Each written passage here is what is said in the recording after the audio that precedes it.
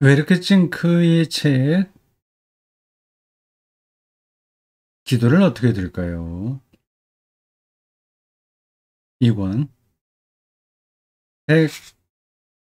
201쪽부터 시작하는 글입니다. 제목은 여러분 화면에 나와 있는 대로 이런 일에 가슴 졸임이 무슨 소용이 있나 입니다.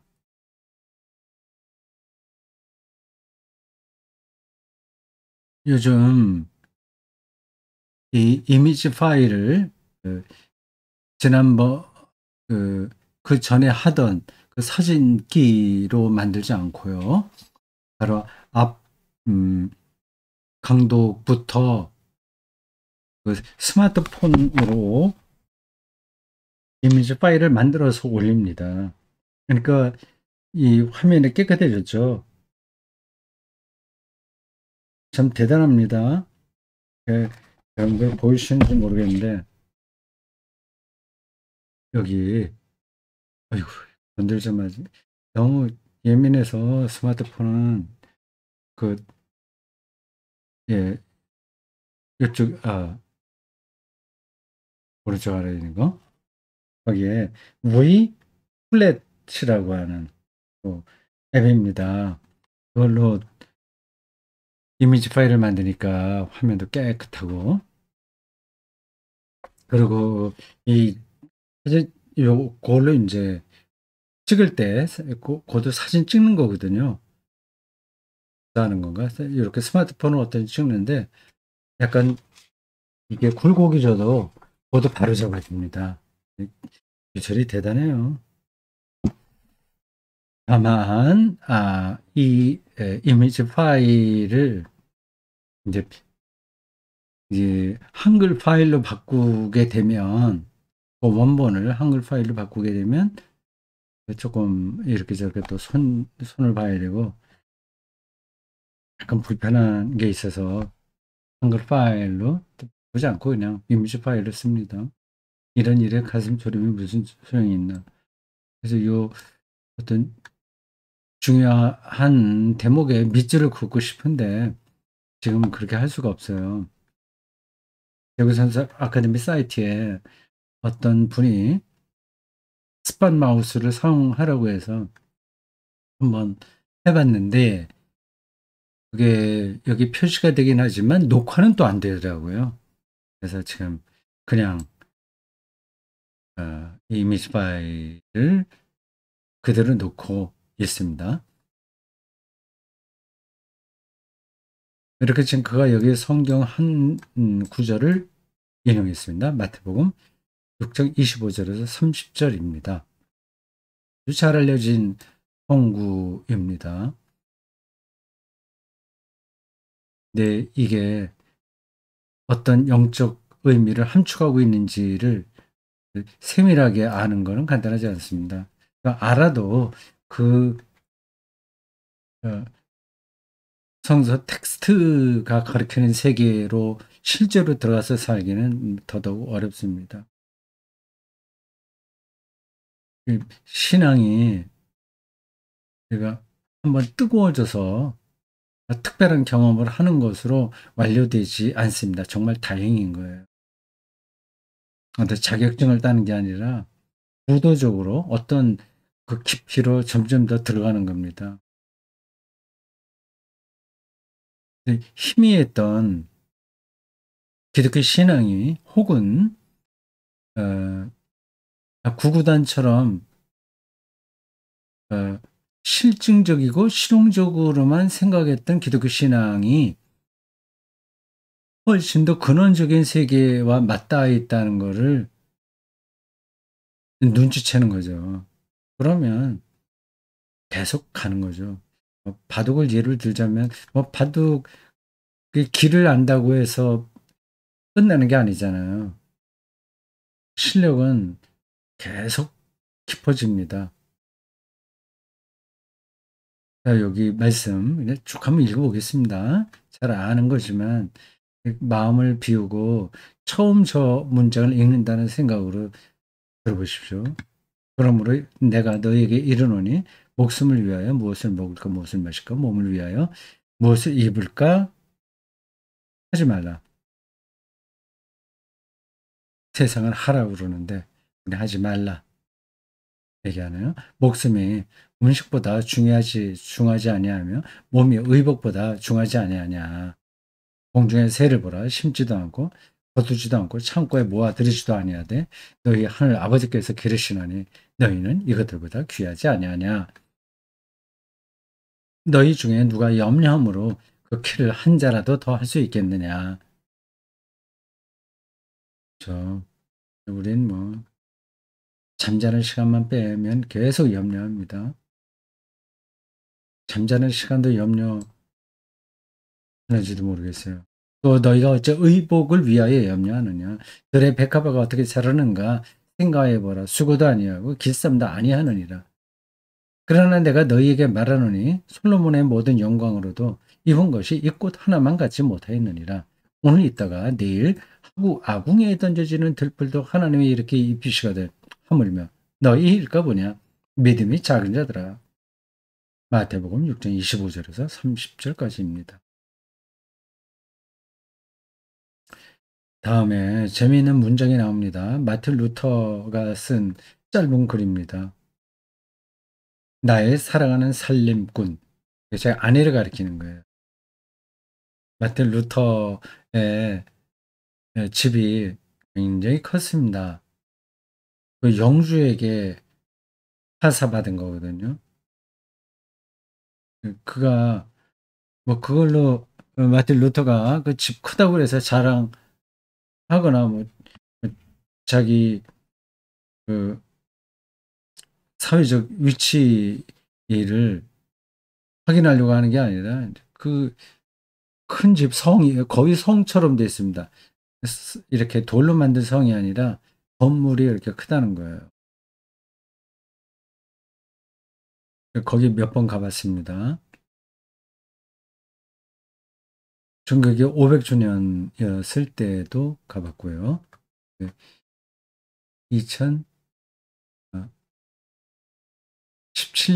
500주년인데 그보다 1년 전에 갔었습니다. 수리 중이더군요. 근데 그 방이 많았거든요. 근데 거기에 다 하숙생들이 있었어요. 신학생들이죠. 그래 이제 자기 아내가 다 책임진 거예요. 나의 사랑하는 살림꾼 카타리나 루터. 카타리나입니다, 이름이. 근데 루터 남편 성을 따왔죠. 카타리나 루터 박사님. 그 루터의 아내가 박사 학위를 받은지는 제가 몰랐습니다. 저 맞는 얘기인가요? 아니면 그냥 주변 사람들이 그렇게 불러준 건가요? 잘 모르겠습니다. 뮤텐베르크의 순교자 되기를 자원하신 분. 그 표현에서 다음 쪽으로 넘어가겠습니다. 202쪽. 아내를 재밌게 표현했네요.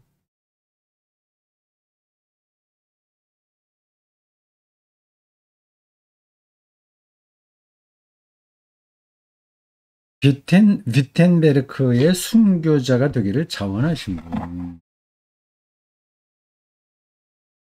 소녀였습니다. 루터하고 나이 차이가 많아요. 루터의 종교개혁 운동과 그 여파로 어느 수도원에 있었던 그 분들이 다 수녀원을 탈퇴했습니다. 그 중에 하나가 이 카타리나예요. 이제는 다 결혼해도 된다는 그 루터의 주장이 그들에게 전해진 거죠. 얼마나 정확한 이야기인지 모르겠지만 카타리나가 루터에게 와서 결혼하라고 했지 않냐. 근데 내가 결혼할 남자가 없다. 나하고 결혼해 달라. 그렇게 요구했다는 겁니다. 그래서 루터가 상당히 나이 많을 때 한 40살 이상 됐을 거요. 좀 정확하게는 모르겠습니다. 한 40대 초반 정도 나이에 아주 젊은 이 카타리나와 결혼했습니다. 20대 한 중후반쯤 됐을까요? 그래서 아기도 낳고 뭐 재밌게 살았겠죠. 그 루터의 후손들이 뭐 어떤 일을 종교개혁 역사에서 했는지는 거의 알려지지 않았습니다. 제가 잘 몰라서 그런지는 모르겠어요. 근데 그 루터의 후손들이 모여 사는 마을이 있긴 있다고 합니다.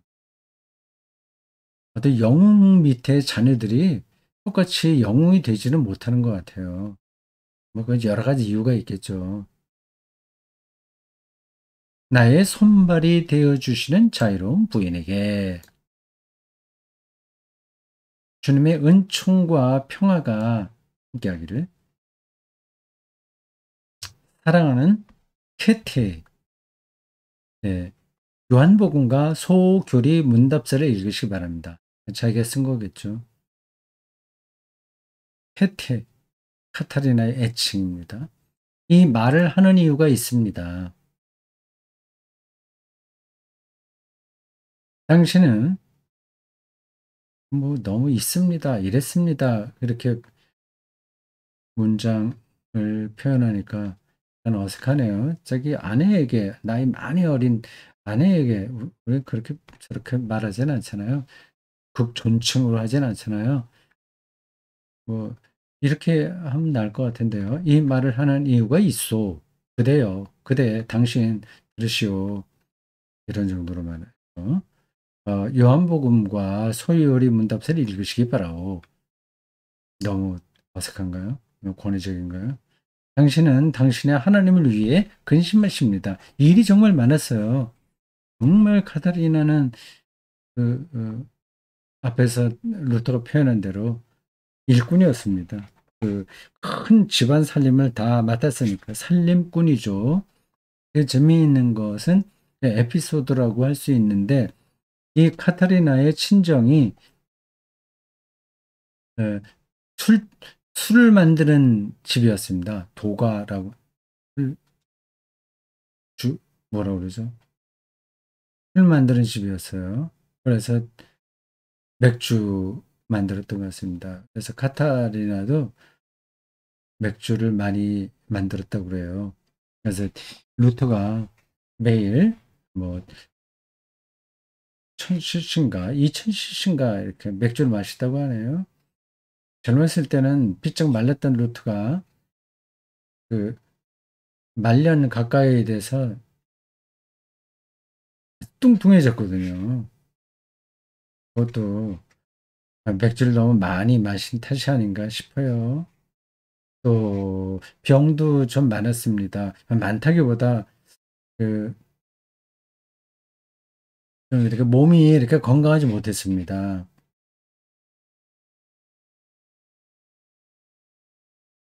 하여튼 뭐 무슨 병이죠? 그 항문에 통증이 심해서 변비인가 뭔가 해서 아주 힘들었는가 봐요. 그리고 정신적으로도 헛것이 보일 때도 있고 그랬습니다. 그럴 수밖에 없을 거예요. 그 당시 가톨릭 교황청하고 싸운다고 하는 것은 이건 자기 목숨을 내놓는 거라서 제정신으로 그 일을 감당하지 못합니다. 당신은 당신의 하나님을 위해 근심하십니다. 자기 아내에게 하는 이야기예요. 마치 그분이 전능하지 않으신 것처럼 그분이 루터 박사를 10명이나 더 창조하셔야 될 것처럼 여자들은 늘 이렇게 걱정이 좀 많죠. 집안 거실이나 아궁이 또는 새 덫을 놓는 곳 등 돌봐야 할 곳에 비해 나이가 많다고 걱정입니다.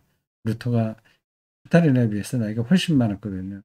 점점 늙어가고 몸은 비둔해지고 하니까 아내가 좀 잔소리 바가지 긁듯이 좀 하소연을 한 것 같습니다. 당신의 걱정거리에서 나를 제발 놓아주십시오. 내게는 당신뿐만 아니라 모든 천사들이 있습니다. 그들이 나를 염려해 줍니다.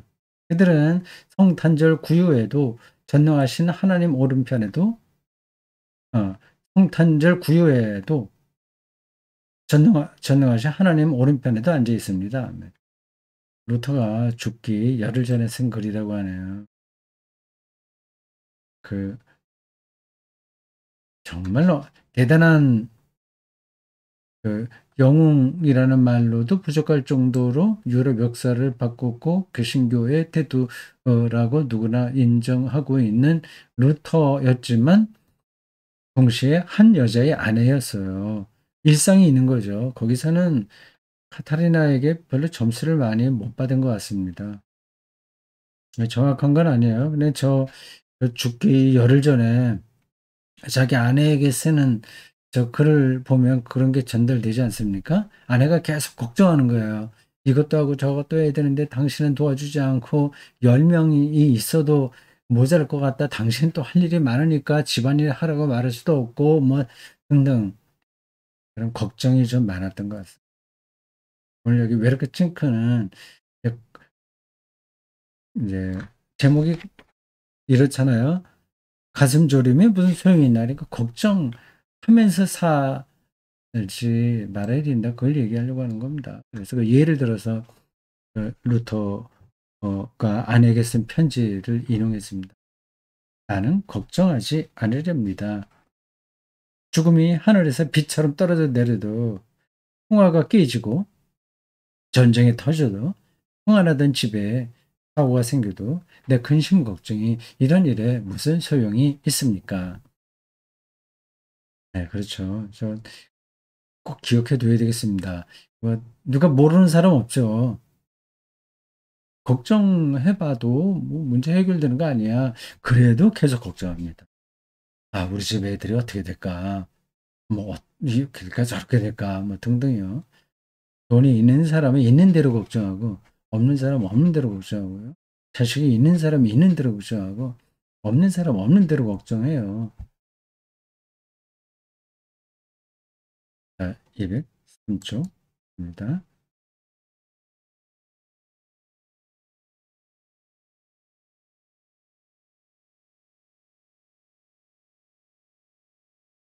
나는 걱정하지 않으렵니다. 아침에 내가 깨어나지 않더라도 수많은 업무가 나를 짓눌러도 내가 해야 할 작은 일이 아주 많습니다. 이게 중요한 겁니다. 작은 일. 작은 일에 만족하지 못하면 큰 일로는 더더욱 만족하지 못합니다.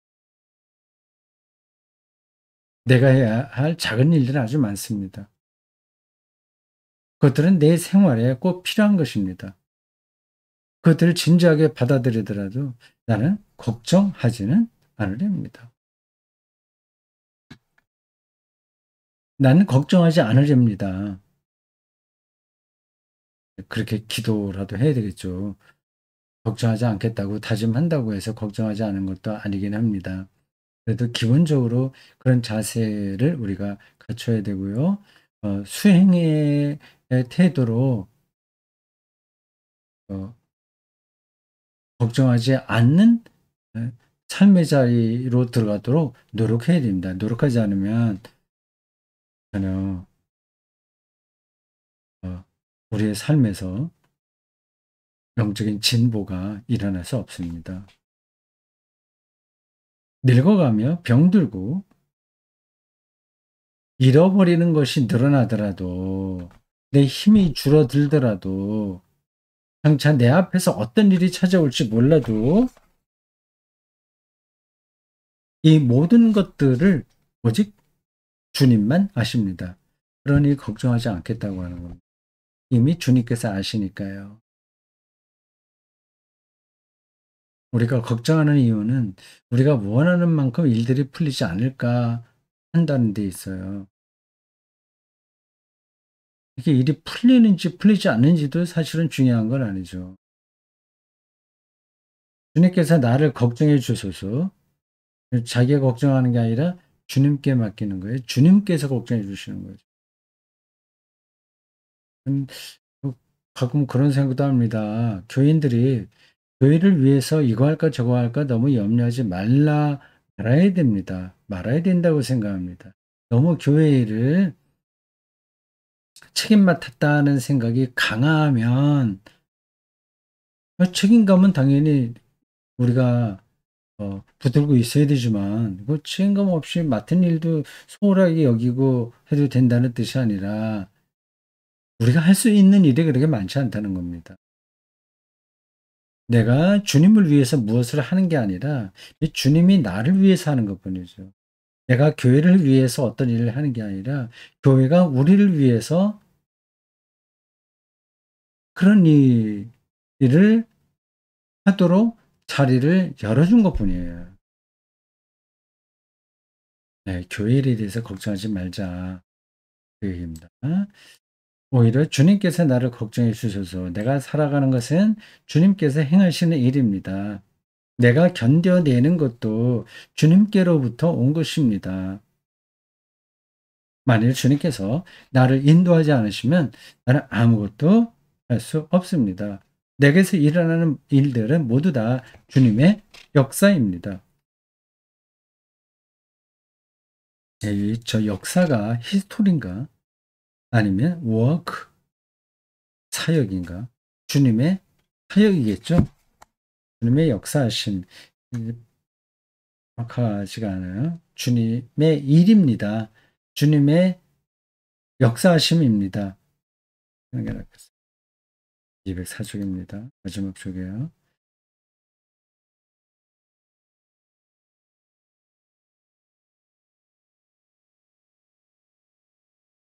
나는 주님을 신뢰합니다. 주님 손안에 내 운명이 놓여 있습니다. 주님 손안에 인간과 민족들이 놓여 있습니다. 삶과 죽음도 그렇습니다. 죽음마저도 삶은 물론이고 주님 손안에 있다는 사실을 정말 리얼하게 이해하고 받아들이고 신뢰하고 우리 희망한다면 우리는 전혀 다르게 살 겁니다. 내가 주님 말고 다른 누구를 신뢰할 수 있겠습니까? 저렇게 신뢰할 수 있는 주님이 어떤 분이냐 하는 것을 알아야 되겠죠. 그 내용이 없으면 저런 말들은 구호에 떨어집니다. 신앙이 구호는 아니거든요. 그 안에 컨텐츠가 분명해야 되거든요. 빌립보서 4장 6절에서 7절을 다시 인용했습니다. 아무것도 염려하지 말고 다만 모든 일에 기도와 간구로 너희의 구할 것을 감사함으로 하나님께 아뢰라. 그리하면 모든 지각에 뛰어난 하나님의 평강이 평화가 에이데네가 샬롬이 프로이데가 아니라 프리데 평화가 그리스도 예수 안에서 너희 마음과 생각을 지키시리라. 아멘.